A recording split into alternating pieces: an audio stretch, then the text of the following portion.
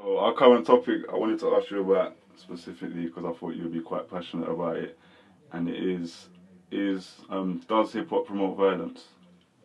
Okay, so what I was saying is I was recently reading Saul Williams's book, The Dead MC Scrolls, Yeah. and I read it like years ago, but I recently kind of got it back out again, and I was reading it, and there was a really interesting chapter at the beginning that touches on this subject, and I thought it was really relevant.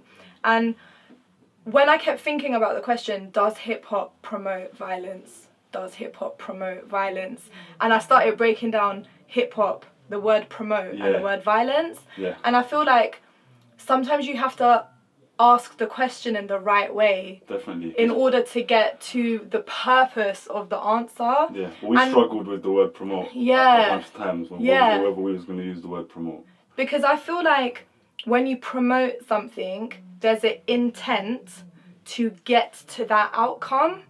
Okay. When you're, for example, if you're promoting a gig, your intent is to talk about it as much as you can to draw people to the gig. You're promoting it, you're telling people about it. Yeah. And I don't personally feel like hip hop exists to talk about or draw people towards violence, which is what the word promote means. I think that was the question we was trying to ask, and now you've defined it like that. Yeah. I'm glad we went with that. If you're asking the question in that way, I don't think hip hop culture promotes violence in a sense that that's the intent and the sole purpose of it, to let people know that violence exists. Yeah.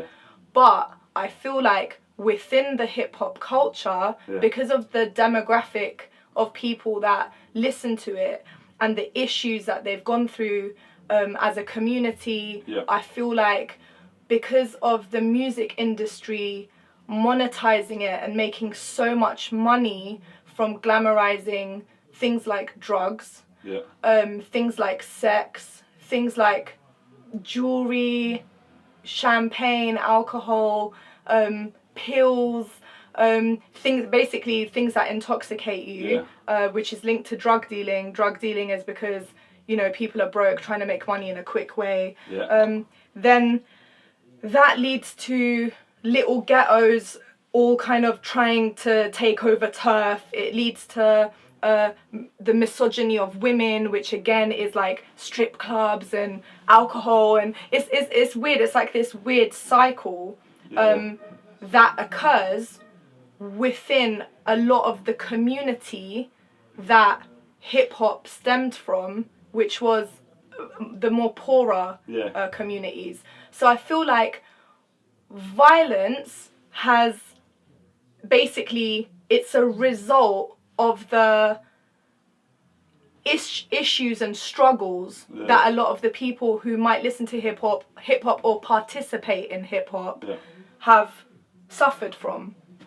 So there are loads of times where I feel like rappers being okay, let's break it down. For me, there's the rappers firstly, and the rappers who are responsible for having violent content in their lyrics, or talking about their lifestyle, which may be violent.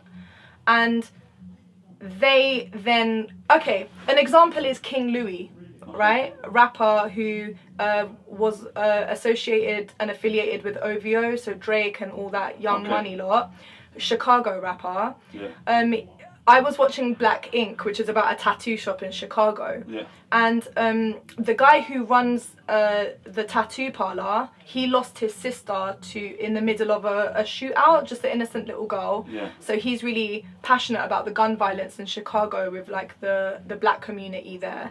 And the rapper who came in to get the tat, King Louis, all his music was very aggressive, violent, gangster, like that gangster rap, But he got shot 7 times in his head. One went through his ear, and he survived. And he said it was actually the one that hurt the least out of all his. It's really mad. After that happened and he recovered, he came in to get a tattoo, and he was saying that he just made a whole movement called "Put Your Gun Down, Get Your Money Up." So it's so weird that he had to go through everything he was talking about, promote all this kind of like violent and gangster rap stuff in his songs than it actually happened in reality. And then he had to switch back to going, yo, the young community in Chicago has way too many guns. There's actually innocent people dying, getting caught out in the shootouts and these things. And then had to do a whole song to promote positivity. So it's this weird cycle that goes round. So me personally, I feel like there's the rap side, the actual rappers, because if you want to take it back, you've got, you know, like Tupac and Biggie, you know, they're dead. Big L is dead. Like, you know, you've got all these rappers like that have died and all these issues that have occurred, all the beefs. There was like DVDs out called Beef, right? Do you remember them and stuff like? So there is this association of violence that is connected to hip hop. Just from the rapper's side, right? Then you've got the listeners and the audience that are probably listening to gangster rap or road rap because maybe it's something they're familiar with, because they can relate to it, or because they find it very glamorous, and it makes them feel respected and cool. So the paragraph in Saul Williams's book was saying that he was saying. So what he was saying is, you know, the misogyny of women. He was saying when you actually go backwards into the root of it, it's actually from an undeniable love and respect and obsession with women. Right? So he was saying basically you wouldn't put something on a pedestal that you didn't actually love. So he was saying you're like the misogyny of women. So like for example, like a woman on a pole with champagne being thrown at her and money being thrown at her, when you actually go totally backwards, they actually love women and are obsessed with them, and there's this undeniable passion and want, which is why they put it on a pedestal. But because everyone's got this crying out for respect and respect me and I want power, there's this thing that you love and glamorize, but you want to overpower it. So the way you can do that is by trivializing it or showing that, I love you, but I own you. I've got the power over you. So I feel like, again, with violent acts, so like beefs or I own this turf and I'm gonna murk you because of it, or you know, he disrespected me, so now it's beef, or whatever it is.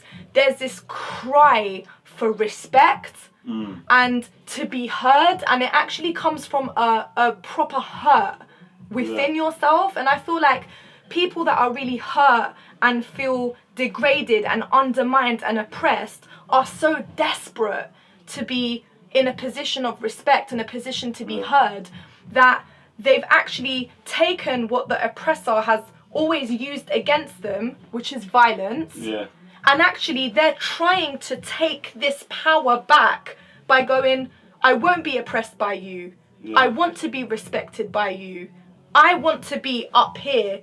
So they're using that tool of the oppressor, which is violence, to try and get that back. But the problem is they're doing it inwardly and not outwardly. To their own communities. So I feel like the association of violence has come from a deep root of the communities in hip hop and the lack of what they want. You know, rather than I'm just doing this because I want to, because I just have a violent nature.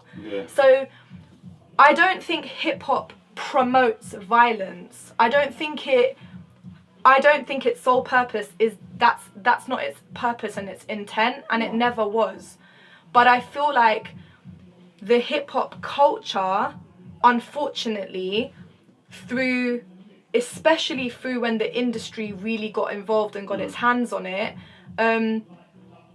started to promote it to make money. But from the oppressor. It started from who oppressed hip hop. Not from the actual stars of hip hop. Not the artists. Where I was going to take this next might change slightly because of how you answered the first part of it, but the next thing we ask is, do you think that rappers have a responsibility to monitor their content and what they put out to people? from knowing you, I expect you to say yes, they do. Mm-hmm. And I suppose what you've just said to me just like demonstrated a strong understanding of why the artists don't sometimes do that. Yeah. So yeah, can we touch on that? I suppose, yeah. with all that in consideration. So personally, in my opinion, I'm just gonna get that out there. Personally, in my opinion, I do feel like hip hop artists have a responsibility for what they say, the content they put out, the image they portray, especially knowing the demographic of listeners they have. So I feel like if I'm a CBB star, and I've got if I work on a children's channel, when I go out on road or what I do in my spare time may have a consequence on my work because of the kids and the people and the families and stuff that listen to me. But that's me personally. So me as an artist, me working almost full time with young people from prisons to schools to theatres and stuff, and it transcending into my real world. Like I don't have a 9 to 5 where I can switch off when I get home and then I'm just me and I'm doing my thing. I'm me when I'm running a workshop. I'm me when I'm on radio. I'm me when I'm on stage. You're an artist. It's the same. You're always Nova. Like, you know, I'm always Shay D. It doesn't, in all the work and stuff that I do. When I'm at home, if I'm on Facebook promoting my stuff, it's Shay D. Like it's never me, and it's not like my personal stuff. You're just you all the time. So me, I'm really mindful about what I say and what I put out and what I do. I know that there's loads of artists not like that. So for example, I think on Pyro, on your show on Friday, you played Eminem's song. Is it Kill You? No, I played Just the Two of Us. Oh, Just the Two of Us, that's it. Yeah. You played Just the Two of Us, and I was listening to it and I was like, this is so frightening as like a little girl. Like, imagine you're 12 and you're like, yo, dad, you had a tune with my voice in it as well, and you were basically going to like throw my mom in the ocean. Like what? Like you've just like really in a lot of detail planned my mom's death. Like that's some scary shit. Well, it's very much fantasy. This is something I was trying to highlight on the show. Yeah, so it is fantasy and it is character based, almost like in films and in movies and stuff, right? But also just with that example, I know Eminem, like in so many interviews I've seen him, that he never let his daughter listen to his music. Yeah. She only like when she was growing up. Maybe now she's a grown woman who's okay, so what I would... So he's aware of that, so he's aware of the parental responsibility with his own children listening to that. And he doesn't, so he's not promoting any other kids listening to it either, himself, maybe the record label are. He also, like recently, I saw a statement that his daughter had got a boyfriend, and that the boyfriend was a really big fan of him growing up, and it really put him off the boy. Right. Because he thought, oh, what, he listened to me growing up. Okay, so, well, I mean, for me that's really backward and it's really weird because I'm like, okay, if you don't let your daughter listen to that, there must be a reason why, and you must know in your heart what you're doing, and if so, like, come on, you're not stupid, you know that there's loads of other 9-10-year-olds listening, and I know it's other people's parents' responsibilities and da-da-da-da. So, look, I know that there's artistic merit. Yeah. And I don't know if you're like this, but it's almost like there is a difference, and I can feel it, I can see it, I can hear it, when I feel like there's someone playing a character, and then there's rappers that just go in and are just basically fully putting out there what they're doing, who they got beef with, and it's real. That's what I was trying to talk about, the difference between reality and I feel like it's almost like those universal things that you just know, like there's a difference. So when I think about a lot of the UK like road rap type of people that I feel like, I mean, I've experienced firsthand.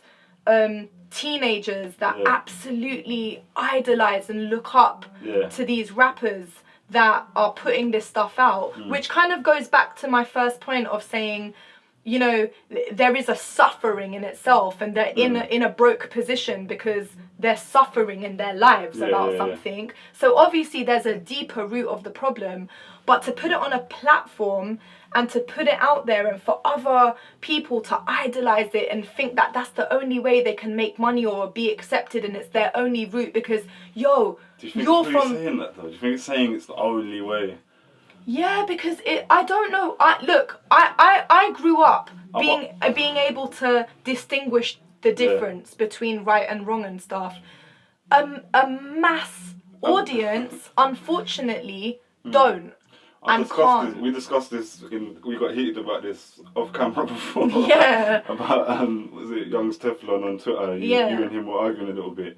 And I invited him to come and speak to my young people so that the yacht team that I was working with, the youth offending team, I would love for them, aside from just hearing what he puts on a track, to actually meet him in person and speak about his life and their experience and stuff. But unfortunately, I didn't get a response once he was invited to actually come and speak to young people that might have suffered a consequence of something. So I just had to let that go in a way. It was like, okay. I think my point, I'm trying to remember our conversation, but I think my point at the time touches on what you just said, that I think them kids in the youth clubs you're talking about that listen to his music and relate, some of them will really relate to what he's saying in a way, or relate to the energy of it and the emotion in it. I don't think they look at it and think, that makes it the only way, that my only way is to do that. I think they're more likely to look at it and go, I can be a rapper. I can be successful in music. And because they might not have even listened to it otherwise, but because of what he's talking about, so I think there's a knock-on positive effect to it. But then is the knock-on positive effect making a lot of other people suffer for it? So if someone thinks, I can be a rapper because the only platform that gives me 1 million views, or I can get bookings for a show or sell merchandise, is by being basically being trapped. The negative. Yeah, but if that's the only way I can do it, that's the only way they're going to aim for, and there's an imbalance. And then there will be a mass, because we're not talking about 1 or 2 people, we're talking about millions of people, you know, and there'll be a percentage of people that can distinguish right from wrong, there'll be a percentage that can't. At the end of the day, this whole artistic merit thing is, it's its own debate, but when it comes down ultimately, I personally feel like artists do have a responsibility, but I'm also mindful and know that a lot of them think they don't. And obviously the music industry and the labels and the owners of these YouTube channels that have a humongous platform, they don't think so either. No. So it doesn't matter. It will always exist. It has from 20, 30 years ago when hip hop was coming up to its transition from gangster rap. There's jazz rap. There's all these different types of hip hop, within its culture. And ultimately, I think everyone just has their own value. Everyone has their own objective when they're doing music. Me personally, I really care about my listeners and how they're feeling and what they're doing. Have I uplifted them? Have I inspired them? Does my music give them a consequence that they might possibly be doing life in jail and they're 19? Because I can't name them for legal purposes, but within the last 2 years of work, there's 3 of them that have incriminated themselves on YouTube, and they're doing life now, and they're from our local boroughs. And that kills me. That's really interesting, but I think that's I mean, I don't think we can blame the music for what they're doing, but it's interesting that that music is actually being used to incriminate them. I mean, I think there's loads of times where it's happening, and at the end of the day, like I've got family members who unfortunately have been caught in that trap, and they're suffering the consequence for it now, and they wouldn't in 2 seconds put it and they can rap. They would never ever put it in a music video and put it out there. Like, one more point on this bit. So how would you say we challenge this? Because if the artists are not really to blame, so I would say we have to challenge. How do we challenge it with the artists? In the understanding. With the artists or not with the artists? How do we challenge the artists who are speaking about this content if we want it to change? If we want this content to be changed, because if we are with an understanding that it's their environment that's causing them to speak like this. I don't think that this will change. Yeah. I think at the end of the day, if people are always gonna categorize music as art, then it can't have any boundaries or restrictions, okay? Yeah. But the hip hop culture in the mainstream media is imbalanced at the moment. Yeah. So I feel like the amount of negative music that's put out there's no yin to the yang, you know? So I don't think me coming up with an answer, I don't think a campaign of people signing petitions, I don't think protests outside of Sony Music, I don't think there is anything that would stop negative and violent rap being made. Yeah.